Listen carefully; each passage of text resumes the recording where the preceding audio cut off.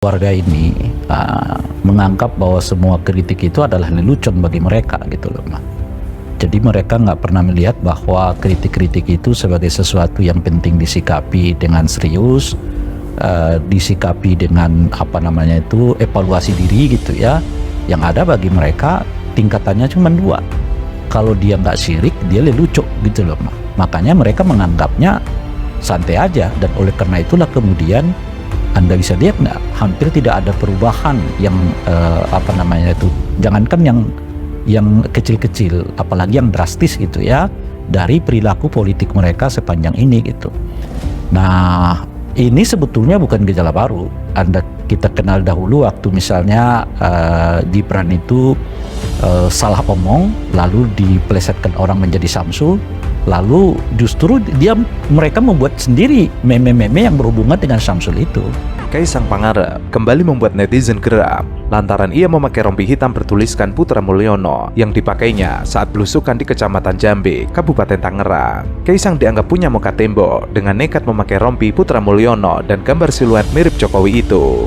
Nama Mulyono sendiri belakangan kerap digunakan masyarakat untuk mengkritik kebijakan-kebijakan Presiden Jokowi yang dianggap syarat akan kepentingan. Nama kecil Jokowi itu menjadi viral seiring ramainya aksi penolakan terhadap revisi Undang-Undang Pilkada atau upaya mengawal putusan MK beberapa waktu lalu. Pada waktu itu cara mereka memperlakukan kritik itu ya memang masih ditanggapi dengan santai oleh publik.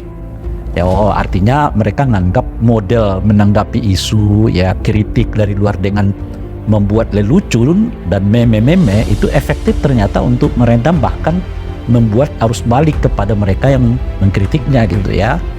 Nah, model itulah saya kira yang dipraktekkan kembali oleh Kaisang kemarin, mengingat pernah sukses ya, di mana kritik ya macam-macam terhadap mereka itu dibuat guyonan gitu, lalu justru dipamerkan, tidak dihindari gitu ya.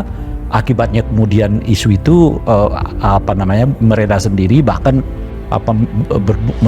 berputar balik kepada orang yang menyebut-nyebutnya gitu.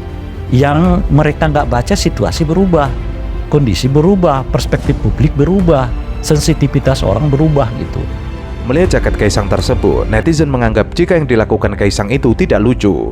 Meski selama ini Kaisang memang dikenal dengan gaya khasnya yang suka guyon dan iseng, namun para netizen menganggap gaya Kaisang itu sebagai hal yang najis. Apalagi gaya-gaya Kaisang ini didukung oleh partai PSI. Salah satunya adalah Didik Prayudi yang memposting aksi Kaisang ini di X dengan menuliskan Putra Mulyono cengkrama dengan warga Kabupaten Tangerang. Hangat ya. Namun postingan tersebut langsung dibalas oleh netizen dengan hal-hal yang sinis, bahkan mengungkap postingan-postingan lama baik Didik Prayudi maupun Kaisang Pangarep.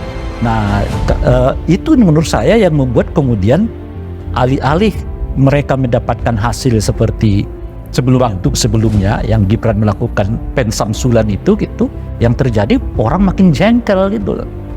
Jengkelnya apa? Jengkel ini kok udah dikritik dengan cara apapun nggak mempan gitu loh.